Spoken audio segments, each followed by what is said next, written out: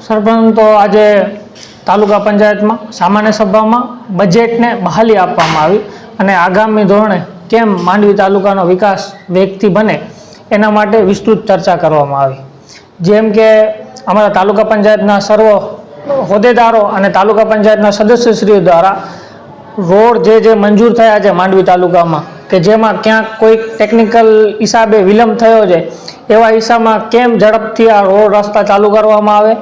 સ્કૂલોના ઓરડાની વાત હતી કે જ્યાં ભારાપર બાજુ સ્કૂલના ઓરડા મંજૂર થયેલા છે એની સ્પીડમાં વહીવટીતંત્રને કડકમાં કડક સૂચના આપી અને કેમ ઝડપથી કાર્ય થાય એના માટે ખેડૂતલક્ષી પ્રશ્નો હતા।